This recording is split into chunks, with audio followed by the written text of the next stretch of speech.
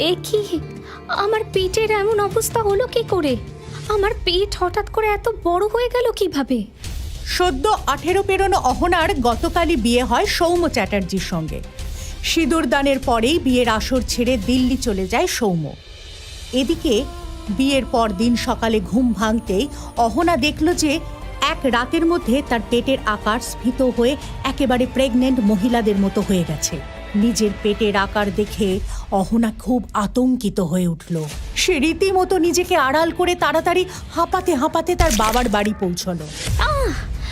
আর একটু হলেই মুখ থুবড়ে পড়তাম। ওয়াও, গুড জব দিদি। তুই তো দেখছিস সুপারফাস্ট রাজধানী এক্সপ্রেসের চেয়েও স্পিডে এগোচ্ছিস। সবে কাল তোর বিয়ে হলো আর আজ তুই প্রেগনেন্ট হয়ে গেলি? সিরিয়াসলি? ও গড! কি বললি? প্রেগনেন্ট? না না, আমি প্রেগনেন্ট হব কি করে? আমায় তো আজ অব্দি কখনো কোনো ছেলে ছুঁয়েও দেখেনি। তোর ছোট্ট মনের ওপর বেশি স্ট্রেস দিস না। স্ট্রেস বাড়লে খিদে বাড়ে, জানিস তো। আমার মা অবশ্য তোর ডায়েটের চার্টটা অনেক দিন ধরেই হ্যান্ডেল করছে, তুই তো জানিস না। আমার ডায়েট মানে কি বলছিস? তোর শরীরটা যেমন মাথাটাও তেমনই মোটা। মা তোকে এমন একটা ওষুধ দিয়েছিল যেটা সাইড এফেক্টে তুই এরকম মোটা ধুমসো কুৎসিত হয়ে গেছিস। আর তোর এই ম্যাজিক প্রেগনেন্সির পেছনেও না অনেক মানুষের অবদান আছে রে দিদিভাই। এটা কি করে সম্ভব? আজ পর্যন্ত কোনো ছেলে আমার গায়ে হাত দিয়ে টাচ করেও দেখেনি। আমি কিভাবে প্রেগনেন্ট হয়ে গেলাম? কানে শুনলেও অদ্রিজার একটা কথাও বুঝতে পারছিল না। সে আর এক মুহূর্ত সময় নষ্ট না করে তড়ি ঘড়ি ডাক্তারের চেম্বারে পৌঁছে গেল। অহনা, অহনা, চোখ খোলো অহনা, আমার কথা একটু মন দিয়ে শোনো। তুমি মা হতে চলেছ। ডাক্তারের মুখে মা শব্দটা শুনেই 18 বছরের অহনার দুর্বল চোখ দুটো নিমেষের মধ্যে সজাগ হয়ে গেল। অহনা কিছুতেই বুঝতে পারছে না যে সে কিভাবে কনসেপ্ট করলো। তোর মতো মোটা মেয়েকে কেউ বিয়ে করতে রাজি হতো না। কেবলমাত্র আমার স্ট্যাটাস দেখে চ্যাটার্জি পরিবার তোকে তাদের ছেলের বউ হিসাবে মেনে নিয়েছে। তুই তো আমার সম্মান ধুলোয় মিশিয়ে দেওয়ার জন্য উঠে পড়ে লেগেছিস। আরে কাল সবে তোর বিয়ে দিলাম আর আজ ডাক্তার বলছেন নাকি তুই প্রেগনেন্ট। সৌম্য তো বিয়ের দিন রাতেই দিল্লি চলে গেল। হ্যাঁ বাবা। দাঁড়া দাঁড়া 1 মিনিট, তুই আবার বিয়ের আগে সৌম্যর সঙ্গে দেখা করতে যাসনি তো? বাবা, আমার কাল বিয়ের দিনই প্রথমবার সৌম্যর সাথে দেখা হলো। আর কাল সৌম্য আমার থেকে একবার তাকিয়েও দেখেনি। ছোঁয়ার তো প্রশ্নই ওঠে না। বেহায়া মেয়ে একটা, তাহলে কোথায় গিয়ে মুখ পুড়িয়ে এসছিস? এতদিন তোর এই অবেসিটির কারণে কম অপমানিত হয়নি, এখন আবার আরেক বিপদ ডেকে আনলি। এই খবরটা যদি সৌম্যদের পরিবারের কেউ জানতে পারে, তাদের প্রশ্নের কি উত্তর দেব আমি? একবার ভেবে বলতো আমি কি জবাব দেব তাদের? আমার কথাটা বিশ্বাস করো বাবা, আমি তো কাল প্রথমবার সৌম্যকে দেখলাম। চুপ কর। সমাজে আমার একটা ক্লাস আছে, পজিশন আছে। তোর জন্য কি কাউকে মুখ দেখাতে পারবো না আমি? 1 মিনিট মিস্টার ব্যানার্জি, স্যার এই রিপোর্টে স্পষ্টভাবে লেখা আছে যে অহনার প্রেগন্যান্সির 4 মান্থস কমপ্লিট হয়ে গেছে। ও আচ্ছা আচ্ছা, তার মানে 4 মাস আগের থেকে এসব নষ্টামি শুরু হয়েছে আর আমি এতদিন পর জানতে পারলাম। সত্যি কথা বল, কার পাপের সন্তান তোর গর্ভে? দেখ অহনা, বহু কষ্টে সবে একটা বিপদ থেকে উদ্ধার হয়েছি। তোর জন্য আবার নতুন করে কোনো সমস্যায় পড়তে চাই না। বাবা, আমি তো গত 4 মাসে একদিনও বাড়ির বাইরে পা রাখিনি। অহনা প্লিজ একটু শান্ত হও। ঠিক সেই সময় হঠাৎ রমেশবাবুকে ফোন করেন সৌম্যর দাদু। হ্যালো, অহনার প্রেগন্যান্সি নিয়ে অত লুকোছাপা করার কিছু নেই, আমি সবই জানি। ওর শারীরিক অবস্থা নিয়েও তুমি একদম টেনশন করো না। ওর সন্তান সৌম্যর পরিচয়েই আমাদের বংশ পরিচয়ই মানুষ হবে। ওর সন্তান সৌম্য এবং আমাদের বংশ পরিচয়ই মানুষ হবে। অহনার বাবা সৌম্যর দাদুর পরামর্শ অনুযায়ী সমস্ত ব্যবস্থা করলেন। রমেশবাবু অনেক ভেবেও এই রহস্য উদ্ঘাটন করতে পারলেন না যে কিভাবে অহনার গর্ভধারণের বিষয়টা জেনে গেলেন সৌম্যর দাদু। জানলেও অহনার বাচ্চাকে তিনি সৌম্যর পরিচয় দিতে রাজি বা হলেন কেন?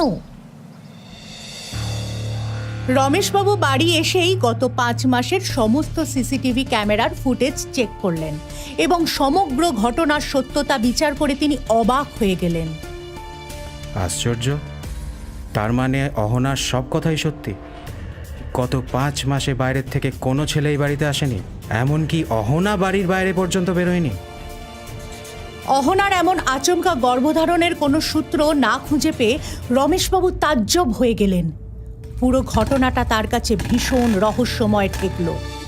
অহনা তার প্রেগন্যান্সির কারণে নিজেকে সকলের থেকে আড়াল করে রেখেছিল। মানুষের সঙ্গে দেখা সাক্ষাৎ মেলামেশা একেবারে বন্ধ করে দিয়েছিল সে। কেবল তার শরীরের মধ্যে বেড়ে ওঠা সেই নিষ্পাপ শিশুটির সঙ্গে আপন মনে কথা বলতো।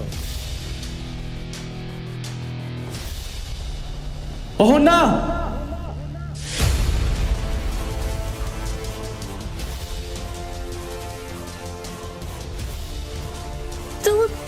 তুমি এখনই চলে এলে? তোমার তো 5 মাস পরে আসার কথা ছিল।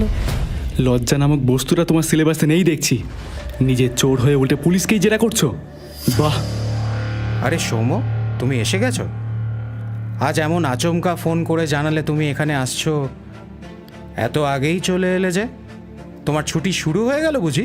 শুনুন শ্বশুর মশাই, আমি কিন্তু 4 মাস বাদে ফিরলাম।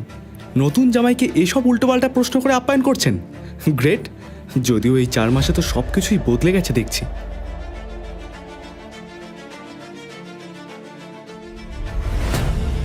এসো বাবা, আমার এখানে বসে ঠান্ডা মাথায় এসব কথা আলোচনা করি। দেখো বাবা, তুমি চাইলেই এই বিয়েটা এখন ভেঙে দিতে পারো। আমি তোমাকে বাধাও দেব না। আমি সত্যিই বুঝতে পারছি তোমার মনের ওপর দিয়ে কি যাচ্ছে। এই কথাটাই আমার ওই বুড়ো দাদুভাইকে বোঝাবেন প্লিজ। প্রথমে জোর করে এই মোটা হাতিটার সঙ্গে বিয়ে দিয়ে দিল। এরপরেও তার দাবি যে অহনার অবৈধ সন্তানকে আমায় নাকি নিজের পরিচয় দিতে হবে। আচ্ছা মামদবাজি কিনা বলুন, কে জানে কোন জন্মের প্রতিশোধ নিচ্ছে আমার উপর। জানেন, আমি যখনই এই মেয়েটার দিকে তাকাই মনে হয় কোন পাপের ফলে এমন শাস্তি ভোগ করতে হচ্ছে আমায়। এই কারণেই ওই দিন বিয়ের রাতে মণ্ডপ ছেড়ে বেরিয়ে গেছিলাম আমি। এই মেয়েটার চেহারায় আমি এক মুহূর্তের জন্য দেখতে পারি না। এত সব কাণ্ড ঘটিও কেমন বেয়ারার মতো দাঁড়িয়ে আছে দেখুন চোখের সামনে। কি ভেবেছ তোমার এই পাপের সন্তানকে আমি নিজের পরিচয় দেব? সৌম্য চ্যাটার্জির নাম দেব? ইম্পসিবল। এই বিয়ে আমি মানি না। চুপ, একদম চুপ। দেখো সৌম, অহনার শরীরটা ভালো নেই তো, ওর মাথার ঠিক নেই। ওর কথায় কিছু মনে করো না বাবা। আর ওর সন্তানের কথাই যদি বলো, তাহলে আমি কথা দিচ্ছি এই বাচ্চাটা জন্মানোর পরেই আমি তাকে অহনার থেকে অনেক দূরে কোথাও পাঠিয়ে দেব। আমার কথাটা একটু বিশ্বাস করো। নিজের এত বড় সর্বনাশের কথা শুনে চিন্তায় অহনার দম বন্ধ হয়ে আসছিল। তার মনে হলো পেছন থেকে যেন কোনো অদৃশ্য হাত এসে তার গলা চেপে ধরেছে। ছটফট করতে করতে একসময় তার নিঃশ্বাস বন্ধ হয়ে গেল। আর সেই সময় হঠাৎ ওর পেটে অসম্ভব যন্ত্রণা শুরু হলো। ব্যথা সহ্য করতে না পেরে অহনা এক ঝটকায় নিজের পিঠের ওপর ভর দিয়ে মাটিতে পড়ে গেল। তখন ঝাপসা চোখে সে দেখল তার বাবা তড়ি ঘড়ি করে তার দিকে ছুটে আসছে। সেদিন অহনাকে যন্ত্রণায় কাতরাতে দেখেও বিন্দুমাত্র হেলদোল হলো না তার স্বামী সৌম্যর। এদিকে রমেশবাবু এক মুহূর্ত সময় নষ্ট না করে তাড়াতাড়ি অ্যাম্বুলেন্স ডাকলেন। হসপিটালে চোখ খুলেই অহনা দেখল তার পাশে দুটো ফুটফুটে ফুলের মতো শিশু শুয়ে আছে। এরা 2 যমজ সন্তান, যাদের জন্ম দেয় অহনা, এক ছেলে এক মেয়ে। সেই নিষ্পাপ শিশুদের মুখের দিকে তাকিয়ে অহনা তার সব দুঃখ কষ্ট ভুলে গেল। সেই সুখও তার কপালে সইল না। হঠাৎ যেন ঘোর অন্ধকার নেমে এলো তার জীবনে। এটা কি করে ঘটলো অহনার সঙ্গে?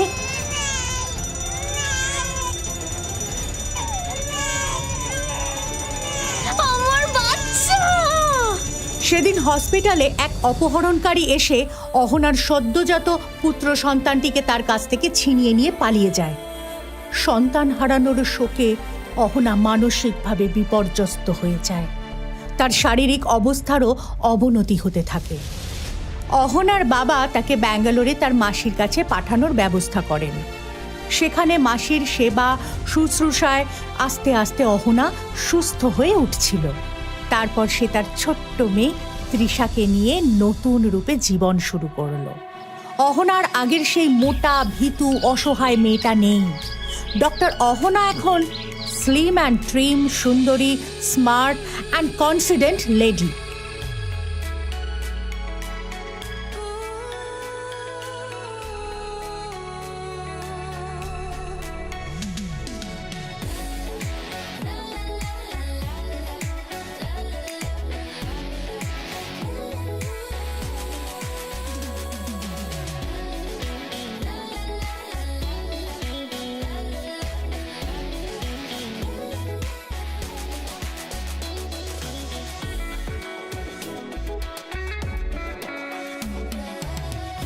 হঠাৎ একদিন অহনার কাছে একটা ফোন আসে।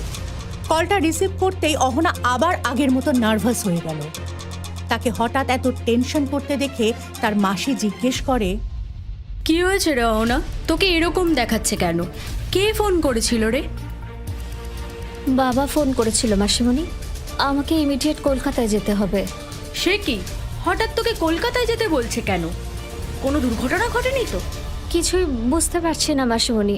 বাবা বলল খুব আর্জেন্ট দরকার, কলকাতায় গেলেই নাকি জানতে পারবো।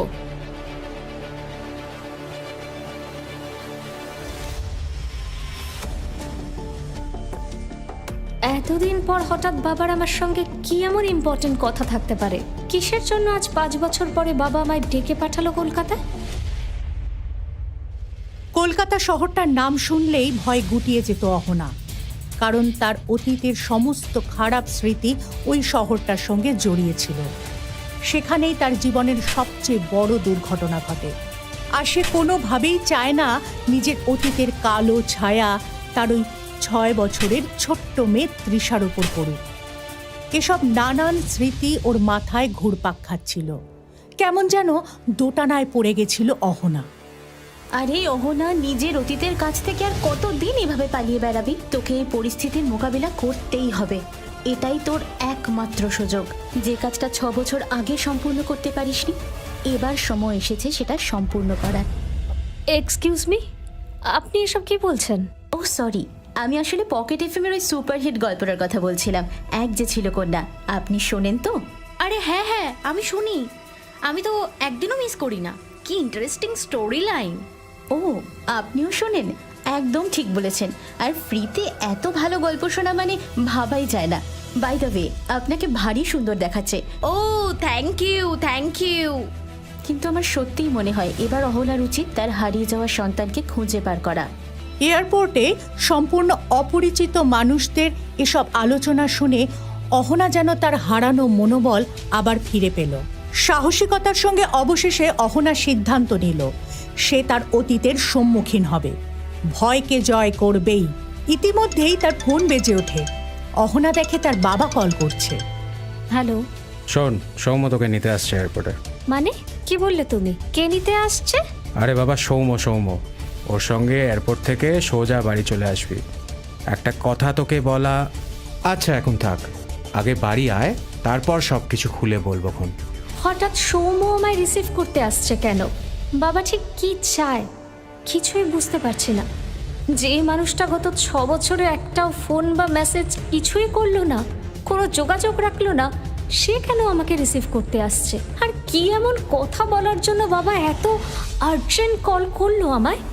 বাবার আসল উদ্দেশ্যটা ঠিক কি? সৌম্য চ্যাটার্জি না নিজের স্বার্থ ছাড়া এক পা নড়ে না ভাই। নিজের ধান্দা আছে তাই এয়ারপোর্টে এসে এক পায়ে খাড়া আছি ব্রো। না না, এখনো আসেনি।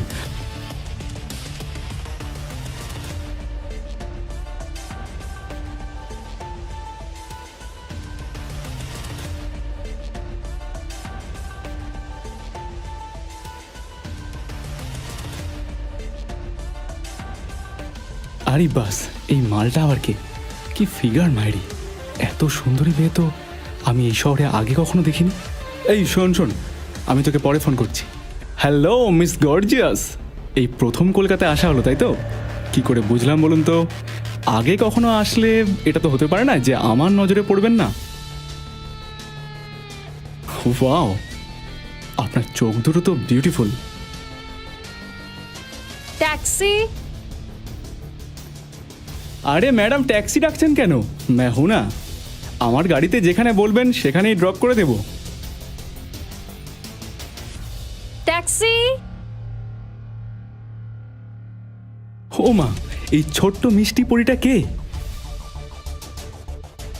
বুঝেছি, ও নিশ্চয়ই আপনার ছোট বোন, তাই না? ট্যাক্সি। আচ্ছা, আপনি কলকাতায় কোথায় থাকবেন? অহনা এক মুহূর্তের জন্যেও চায়নি সৌম্য তাকে চিনতে পারুক, তাই সে তার নিজের পরিচয় গোপন রেখে সৌম্যর একটাও কথার উত্তর না দিয়ে ট্যাক্সিতে উঠতে যাবে। ঠিক তার আগেই সৌম্য অহনার কাছে গিয়ে বলল, কলকাতায় যদি কখনো কিছুর প্রয়োজন হয়, একটাই নাম মনে রাখবেন, সৌম্য চ্যাটার্জি। এই শহরে যাকেই জিজ্ঞেস করবেন, সে আপনাকে আমার বাড়ির ঠিকানায় ঠিক পৌঁছে দেবে। চলুন দাদা, আপনি একটু তাড়াতাড়ি চালান প্লিজ। আরে ম্যাডাম, নামটা বলে গেলে ভালো হতো না? তারপর ঘণ্টাখানেক পরেই অহনা তার বাড়িতে পৌঁছে গেল। এদিকে সৌম্য তখনও এয়ারপোর্টে দাঁড়িয়ে অহনার জন্য অপেক্ষা করছিল। আরে এসছিস? তুই একা এলি? সৌম্য আসেনি তোর সঙ্গে? বাবা প্লিজ, আর হেয়ালি না করে দয়া করে এবার আমাকে সব বলো, কি এমন দরকার যার জন্য আমাকে এইভাবে এত দূর থেকে ছুটে আসতে হলো? তোকে দুটো কাগজে সই করতে হবে। কাগজ? আগে শুনি কিসের কাগজ, তারপর তো সই করব। দেখ অহনা, গত 6 বছর ধরে তুই আর সৌম্য আলাদা থাকিস। তুই নিজের জীবনে ওয়েল সেটেলড, আর সৌম্য তার নিজের জীবনে এগিয়ে যেতে চায়। তাই তোদের দুজনের জন্যই ভালো হবে যদি তোরা মিউচুয়ালি ডিভোর্স নিয়ে নিস। এই ডিভোর্স পেপারটায় তোর একটা সই লাগবে। বাবা আমি তো এটাই চেয়েছিলাম, আমি কবে থেকে রেডি সই করার জন্য। কোথায় সই করতে হবে বলো, এক্ষুনি করে দিচ্ছি। আর একটা কথা, আমি বুঝতে পারলাম না, সৌম্যর দাদু তো আমাদের ডিভোর্সের এগেনস্টে ছিল, এত সহজে রাজি হয়ে গেল কি করে?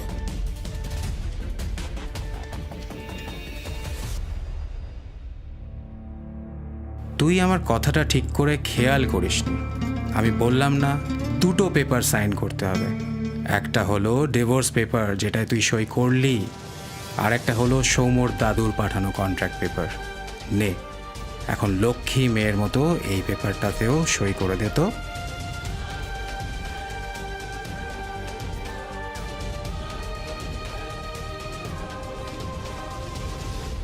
এ কি, এসব কি লেখা এখানে? বাবা হয়ে কি করে এই প্রস্তাবে রাজি হয়ে গেলে? সৌম্যর দাদু তোমায় এরকম একটা জঘন্য শর্ত দিল আর তুমিও মেনে নিলে? বাহ, অসাধারণ। এখন আমি খুব ভালোভাবে বুঝতে পারছি সৌম্যর দাদু ঠিক কিভাবে আমার কনসিভ করার কথাটা আগে থেকে জানতে পেরেছিল। কেন উনি আমার সন্তানকে সৌম্যর পরিচয় বড় করতে চেয়েছিল। আমি এটা কিছুতেই মেনে নেব না। একটা কথা শুনে রাখো, আমি মরে গেলেও এই পেপারে সই করব না, আর পারলে এই কথাটা ওনাকেও জানিয়ে দিও।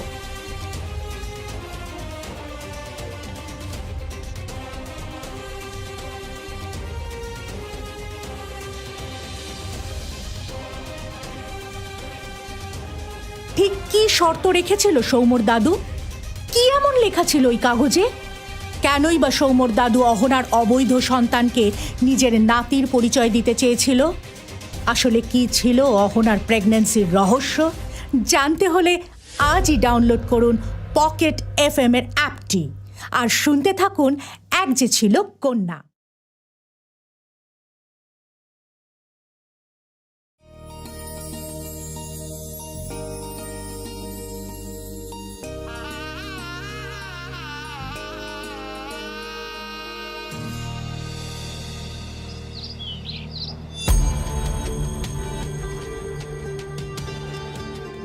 এ কি, আমার পেটের এমন অবস্থা হলো কি করে?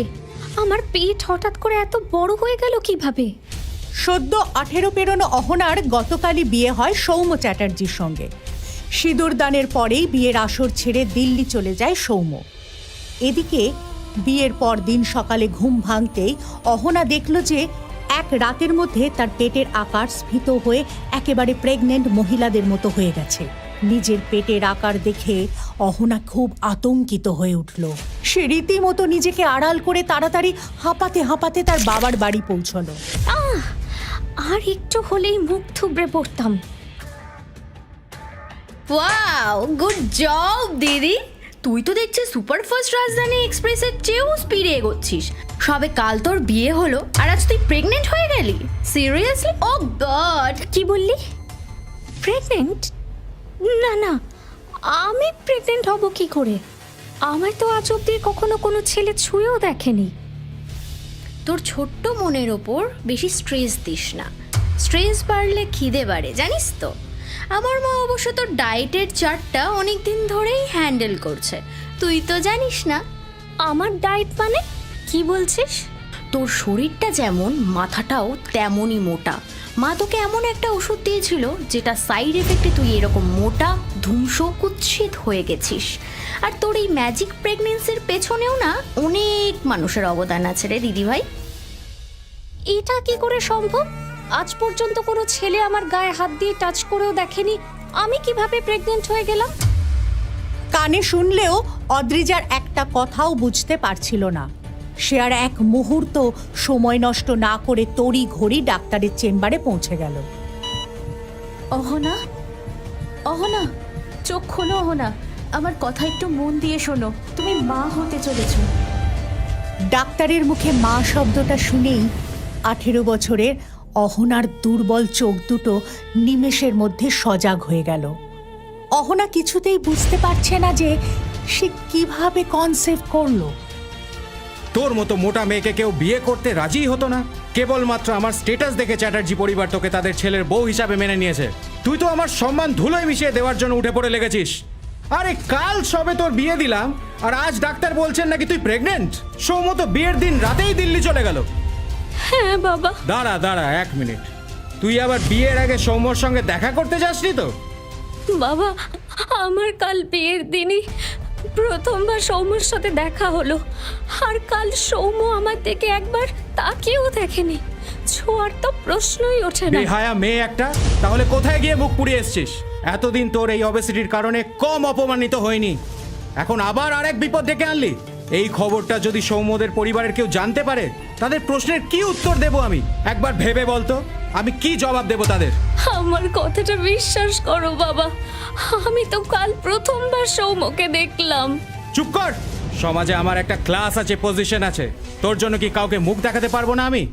1 মিনিট মিস্টার ব্যানার্জি, স্যার এই রিপোর্টে স্পষ্টভাবে লেখা আছে যে অহনার প্রেগন্যান্সির 4 মান্থস কমপ্লিট হয়ে গেছে। ও আচ্ছা আচ্ছা, তার মানে 4 মাস আগের থেকে এসব নষ্টামি শুরু হয়েছে আর আমি এতদিন পর জানতে পারলাম। সত্যি কথা বল, কার পাপের সন্তান তোর গর্ভে? দেখ অহনা, বহু কষ্টে সবে একটা বিপদ থেকে উদ্ধার হয়েছি। তোর জন্য আবার নতুন করে কোনো সমস্যায় পড়তে চাই না। বাবা, আমি তো গত 4 মাসে একদিনও বাড়ির বাইরে পা রাখিনি। অহনা প্লিজ একটু শান্ত হও। ঠিক সেই সময় হঠাৎ রমেশবাবুকে ফোন করেন সৌম্যর দাদু। হ্যালো। অহনার প্রেগনেন্সি নিয়ে অত লুকোছাপা করার কিছু নেই, আমি সবই জানি। ওর শারীরিক অবস্থা নিয়েও তুমি একদম টেনশন করো না। ওর সন্তান সৌম্যর পরিচয়েই আমাদের বংশ পরিচয়ই মানুষ হবে। ওর সন্তান সৌম্য এবং আমাদের বংশ পরিচয়ই মানুষ হবে। অহনার বাবা সৌম্যর দাদুর পরামর্শ অনুযায়ী সমস্ত ব্যবস্থা করলেন।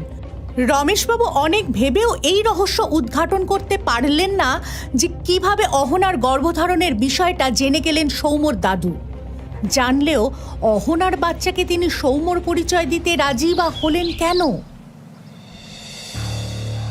রমেশবাবু বাড়ি এসেই গত 5 মাসের সমস্ত সিসিটিভি ক্যামেরার ফুটেজ চেক করলেন এবং সমগ্র ঘটনার সত্যতা বিচার করে তিনি অবাক হয়ে গেলেন।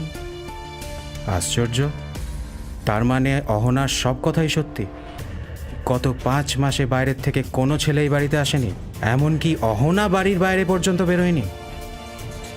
অহনার এমন আচমকা গর্ভধারণের কোনো সূত্র না খুঁজে পেয়ে রমেশবাবু তাজ্জব হয়ে গেলেন।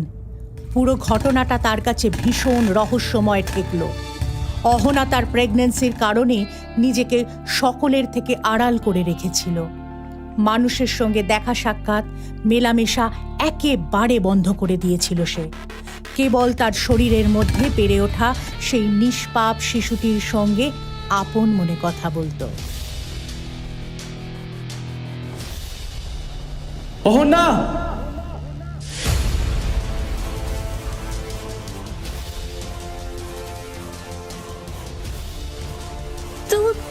তুমি এখনই চলে এলে? তোমার তো পা 5 মাস পরে আসার কথা ছিল। লজ্জা নামক বস্তুটা তোমার সিলেবাসে নেই দেখছি। নিজের চোর হয়ে উল্টে পুলিশকেই জেরা করছো। বাহ! আরে সৌম্য, তুমি এসে গেছো? আজ এমন আচমকা ফোন করে জানালে তুমি এখানে আসছো। এত আগেই চলে এলে যে? তোমার ছুটি শুরু হয়ে গেল বুঝি? শুনুন শ্বশুর মশাই, আমি কিন্তু 4 মাস বাদে ফিরলাম। নতুন জামাইকে এসব উল্টোপাল্টা প্রশ্ন করে আপ্যায়ন করছেন। গ্রেট। যদিও এই 4 মাসে তো সব কিছুই বদলে গেছে দেখছি।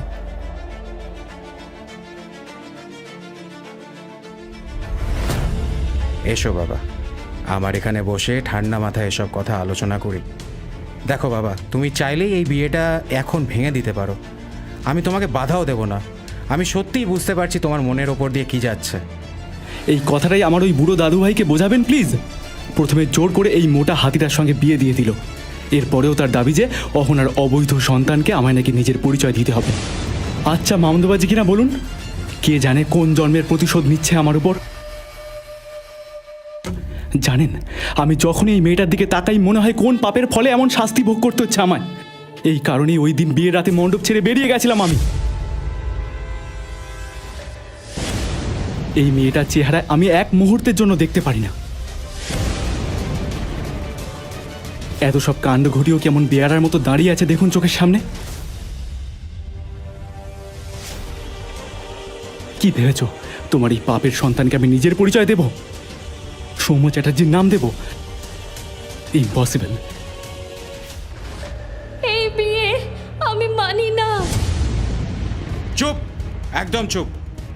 দেখো সৌম্য, অহনার শরীরটা ভালো নেই তো, ওর মাথার ঠিক নেই।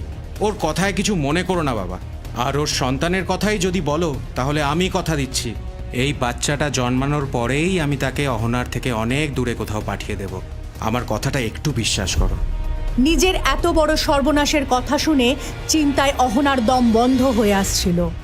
তার মনে হলো পেছন থেকে যেন কোনো অদৃশ্য হাত এসে তার গলা চেপে ধরেছে। ছটফট করতে করতে একসময় তার নিঃশ্বাস বন্ধ হয়ে গেল। আর সেই সময় হঠাৎ ওর পেটে অসম্ভব যন্ত্রণা শুরু হলো। ব্যথা সহ্য করতে না পেরে অহনা এক ঝটকায় নিজের পিঠের ওপর ভর দিয়ে মাটিতে পড়ে গেল। তখন ঝাপসা চোখে সে দেখল তার বাবা তড়ি ঘড়ি করে তার দিকে ছুটে আসছে। সেদিন অহনাকে যন্ত্রণায় কাতরাতে দেখেও বিন্দুমাত্রের ছোট্ট মেয়ে তৃষার ওপর পড়ুক। এসব নানান স্মৃতি ওর মাথায় ঘুরপাক খাচ্ছিল। কেমন যেন দোটানায় পড়ে গেছিল অহনা। আরে অহনা, নিজের অতীতের কাছ থেকে আর কতদিন এভাবে পালিয়ে বেড়াবি? তোকে এই পরিস্থিতির মোকাবিলা করতেই হবে। এটাই তোর একমাত্র সুযোগ। যে কাজটা 6 বছর আগে সম্পূর্ণ করতে পারিসনি, এবার সময় এসেছে সেটা সম্পূর্ণ করার। এক্সকিউজ মি, আপনি এসব কি বলছেন? ও সরি, আমি আসলে পকেট এফএমের ওই সুপারহিট গল্পটার কথা বলছিলাম, এক যে ছিল কন্যা। আপনি শোনেন তো? আরে হ্যাঁ হ্যাঁ, আমি শুনি। আমি তো একদিনও মিস করি না। কি ইন্টারেস্টিং স্টোরি লাইন। ও, আপনিও শোনেন? একদম ঠিক বলেছেন। আর ফ্রিতে এত ভালো গল্প শোনা মানে ভাবাই যায় না। বাই দ্য ওয়ে, আপনাকে ভারী সুন্দর দেখাচ্ছে। ও থ্যাংক ইউ, থ্যাংক ইউ। কিন্তু আমার সত্যিই মনে হয় এবার অহনার উচিত তার হারিয়ে যাওয়া সন্তানকে খুঁজে বার করা। এয়ারপোর্টে সম্পূর্ণ অপরিচিত মানুষদের এসব আলোচনা শুনে অহনা যেন তার হারানো মনোবল আবার ফিরে পেল। সাহসিকতার সঙ্গে অবশেষে অহনা সিদ্ধান্ত নিল সে তার অতীতের সম্মুখীন হবে, ভয়কে জয় করবেই। ইতিমধ্যেই তার ফোন বেজে ওঠে। অহনা দেখে তার বাবা কল করছে। হ্যালো। শোন, সৌম্য তোকে নিতে আসছে এয়ারপোর্টে। মানে কি বললে তুমি? কে নিতে আসছে? আরে বাবা, সৌম্য ওর সঙ্গে এয়ারপোর্ট থেকে সোজা বাড়ি চলে আসবি। একটা কথা তোকে বলা। আচ্ছা এখন থাক, আগে বাড়ি আয়, তারপর সব কিছু খুলে বলবো। খন হঠাৎ সৌম্য আমায় রিসিভ করতে আসছে কেন? বাবা ঠিক কি চায় কিছুই বুঝতে পারছি না। যে মানুষটা গত 6 বছরে একটাও ফোন বা মেসেজ কিছুই করলো না, কোনো যোগাযোগ রাখলো না, সে কেন আমাকে রিসিভ করতে আসছে? আর কি এমন কথা বলার জন্য বাবা এত আর্জেন্ট কল করলো আমায়? বাবার আসল উদ্দেশ্যটা ঠিক কি?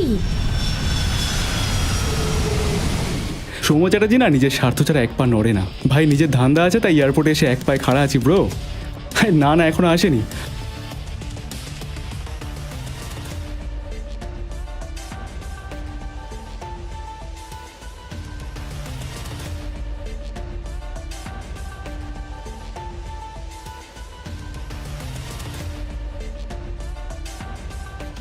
আরে বাস, এই মালটা আবার কে? কি ফিগার মাইরি! এত সুন্দরী মেয়ে তো আমি এই শহরে আগে কখনো দেখিনি। এই শোন শোন, আমি তোকে পরে ফোন করছি। হ্যালো মিস গর্জিয়াস, এই প্রথম কলকাতায় আসা হলো তাই তো?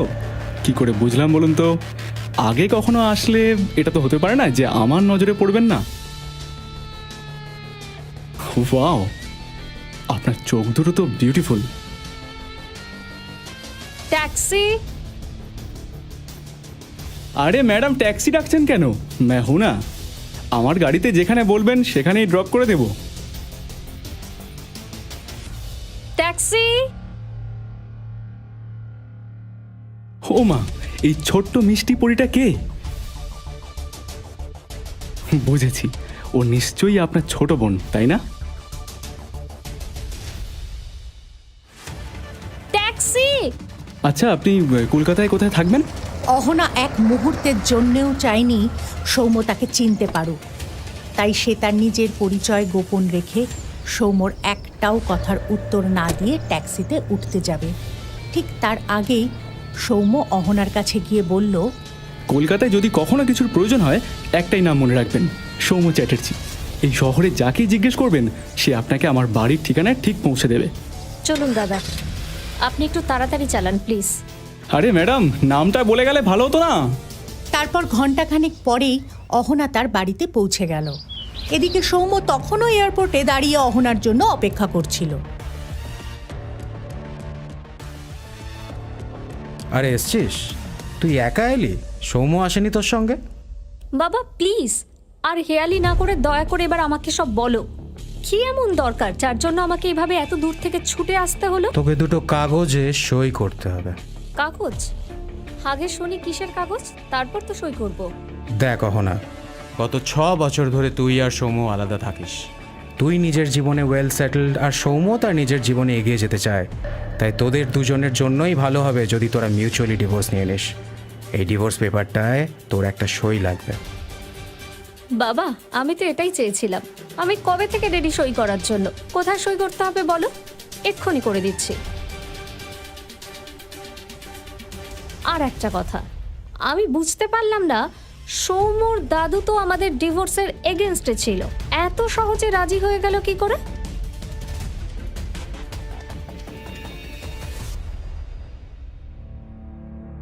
তুই আমার কথাটা ঠিক করে খেয়াল করিসনি। আমি বললাম না দুটো পেপার সাইন করতে হবে। একটা হলো ডিভোর্স পেপার যেটায় তুই সই করলি, আর একটা হলো সৌম্যর দাদুর পাঠানো কন্ট্রাক্ট পেপার। নে, এখন লক্ষ্মী মেয়ের মতো এই পেপারটাতেও সই করে দে তো।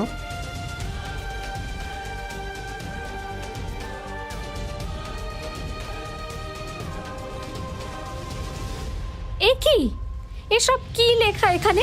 বাবা হয়ে কি করে এই প্রস্তাবে রাজি হয়ে গেলে? সৌম্যর দাদু তোমায় এরকম একটা জঘন্য শর্ত দিল আর তুমিও মেনে নিলে? বাহ, অসাধারণ। এখন আমি খুব ভালোভাবে বুঝতে পারছি সৌম্যর দাদু ঠিক কিভাবে আমার কনসিভ করার কথাটা আগে থেকে জানতে পেরেছিল। কেন উনি আমার সন্তানকে সৌম্যর পরিচয় বড় করতে চেয়েছিল। আমি এটা কিছুতেই মেনে নেব না। একটা কথা শুনে রাখো, আমি মরে গেলেও এই পেপারে সই করব না। আর পারলে এই কথাটা ওনাকেও জানিয়ে দিও।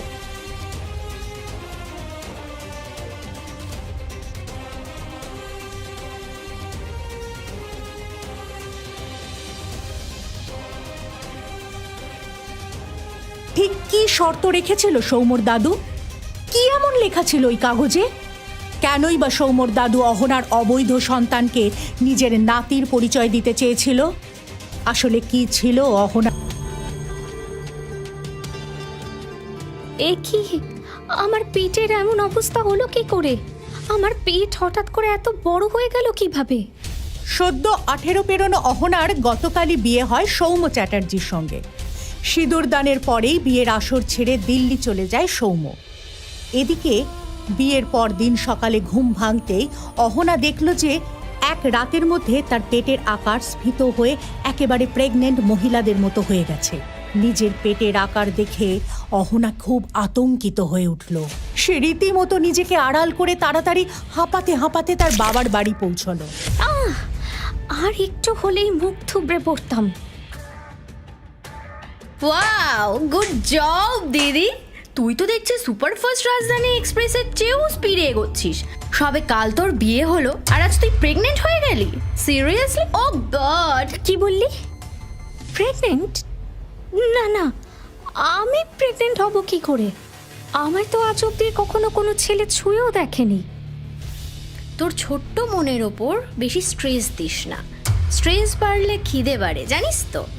আমার মা অবশ্য তোর ডায়েটের চার্টটা অনেক দিন ধরেই হ্যান্ডেল করছে, তুই তো জানিস না। আমার ডায়েট মানে কি বলছিস? তোর শরীরটা যেমন মাথাটাও তেমনই মোটা। মা তোকে এমন একটা ওষুধ দিয়েছিল যেটা সাইড এফেক্টে তুই এরকম মোটা, ধুমসো, কুৎসিত হয়ে গেছিস। আর তোর এই ম্যাজিক প্রেগনেন্সির পেছনেও না অনেক মানুষের অবদান আছে রে দিদিভাই। এটা কি করে সম্ভব? আজ পর্যন্ত কোনো ছেলে আমার গায়ে হাত দিয়ে টাচ করেও দেখেনি। আমি কিভাবে প্রেগনেন্ট হয়ে গেলাম? কানে শুনলেও অদ্রিজার একটা কথাও বুঝতে পারছিল না।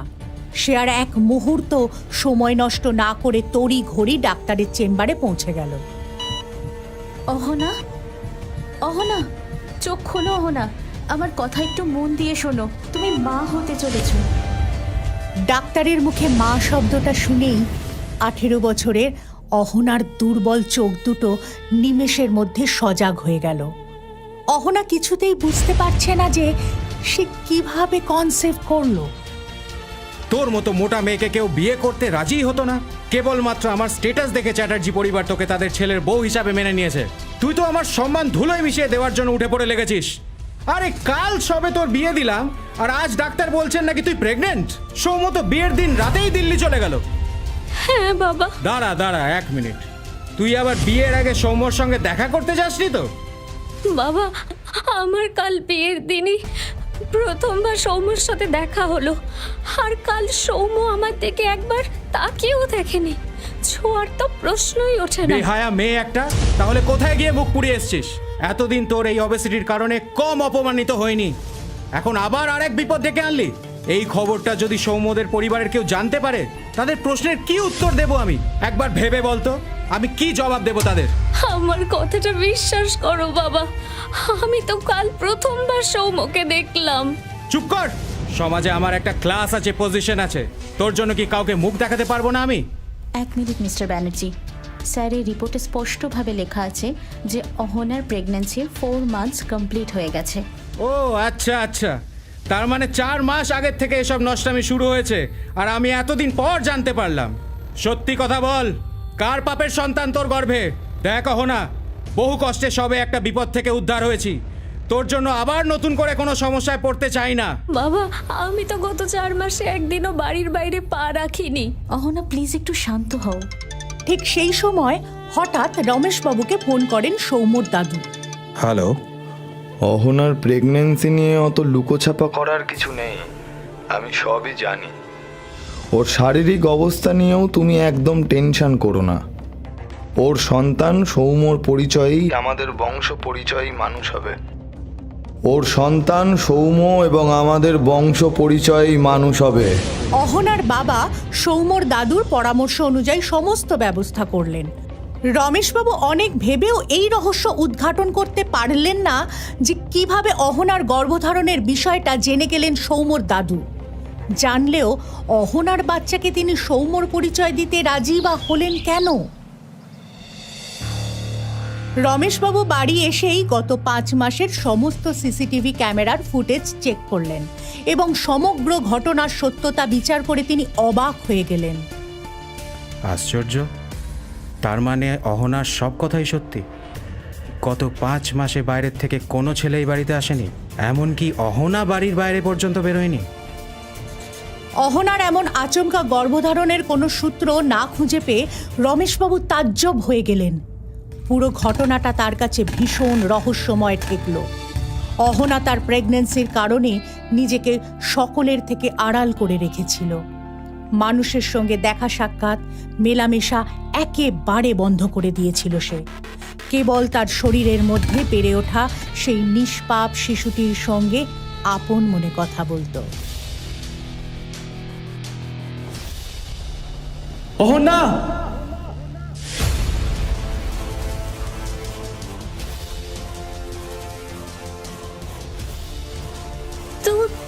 তুমি এখনই চলে এলে?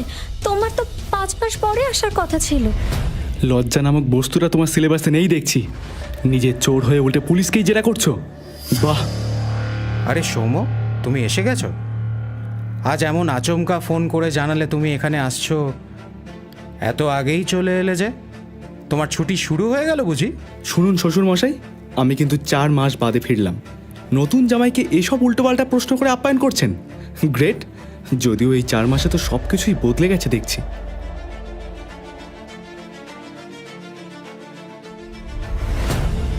এসো বাবা, আমার এখানে বসে ঠান্ডা মাথায় এসব কথা আলোচনা করি। দেখো বাবা, তুমি চাইলেই এই বিয়েটা এখন ভেঙে দিতে পারো। আমি তোমাকে বাধাও দেব না। আমি সত্যিই বুঝতে পারছি তোমার মনের ওপর দিয়ে কি যাচ্ছে। এই কথাটাই আমার ওই বুড়ো দাদুভাইকে বোঝাবেন প্লিজ। প্রথমে জোর করে এই মোটা হাতিটার সঙ্গে বিয়ে দিয়ে দিল। এরপরেও তার দাবি যে অহনার অবৈধ সন্তানকে আমায় নাকি নিজের পরিচয় দিতে হবে। আচ্ছা মামদবাজি কিনা বলুন, কে জানে কোন জন্মের প্রতিশোধ নিচ্ছে আমার উপর। জানেন, আমি যখনই এই মেয়েটার দিকে তাকাই মনে হয় কোন পাপের ফলে এমন শাস্তি ভোগ করতে হচ্ছে আমায়। এই কারণেই ওই দিন বিয়ের রাতে মণ্ডপ ছেড়ে বেরিয়ে গেছিলাম আমি। এই মেয়েটার চেহারা আমি এক মুহূর্তের জন্য দেখতে পারি না। এত সব কাণ্ড ঘটিও কেমন বেয়ারার মতো দাঁড়িয়ে আছে দেখুন চোখের সামনে। কি ভেবেছ তোমার এই পাপের সন্তানকে আমি নিজের পরিচয় দেব? সৌম্য চ্যাটার্জির নাম দেব? ইম্পসিবল।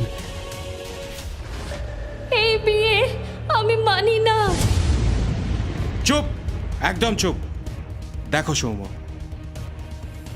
অহনার শরীরটা ভালো নেই তো, ওর মাথার ঠিক নেই। ওর কথায় কিছু মনে করো না বাবা। আর ওর সন্তানের কথাই যদি বলো, তাহলে আমি কথা দিচ্ছি এই বাচ্চাটা জন্মানোর পরেই আমি তাকে অহনার থেকে অনেক দূরে কোথাও পাঠিয়ে দেব। আমার কথাটা একটু বিশ্বাস করো। নিজের এত বড় সর্বনাশের কথা শুনে চিন্তায় অহনার দম বন্ধ হয়ে আসছিল। তার মনে হলো পেছন থেকে যেন কোনো অদৃশ্য হাত এসে তার গলা চেপে ধরেছে। ছটফট করতে করতে একসময় তার নিঃশ্বাস বন্ধ হয়ে গেল। আর সেই সময় হঠাৎ ওর পেটে অসম্ভব যন্ত্রণা শুরু হলো। ব্যথা সহ্য করতে না পেরে অহনা এক ঝটকায় নিজের পিঠের ওপর ভর দিয়ে মাটিতে পড়ে গেল। তখন ঝাপসা চোখে সে দেখল তার বাবা তড়ি ঘড়ি করে তার দিকে ছুটে আসছে।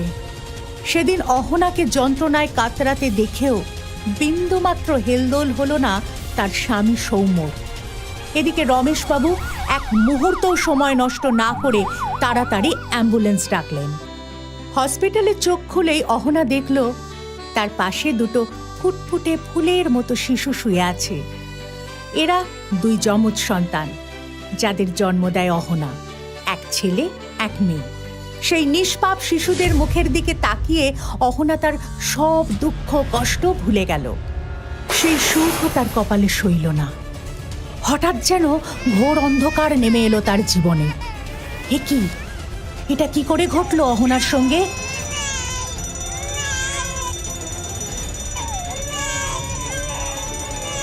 আমার বাচ্চা! সেদিন হসপিটালে এক অপহরণকারী এসে অহনার সদ্যজাত পুত্র সন্তানটিকে তার কাছ থেকে ছিনিয়ে নিয়ে পালিয়ে যায়। সন্তান হারানোর শোকে অহনা মানসিকভাবে বিপর্যস্ত হয়ে যায়। তার শারীরিক অবস্থারও অবনতি হতে থাকে। অহনার বাবা তাকে ব্যাঙ্গালোরে তার মাসির কাছে পাঠানোর ব্যবস্থা করেন। সেখানে মাসির সেবা শুশ্রূষায় আস্তে আস্তে অহনা সুস্থ হয়ে উঠছিল। তারপর সে তার ছোট্ট মেয়ে তৃষাকে নিয়ে নতুন রূপে জীবন শুরু করলো। অহনার আগের সেই মোটা ভীতু অসহায় মেয়েটা নেই। ডক্টর অহনা এখন স্লিম অ্যান্ড ট্রিম, সুন্দরী, স্মার্ট অ্যান্ড কনফিডেন্ট লেডি।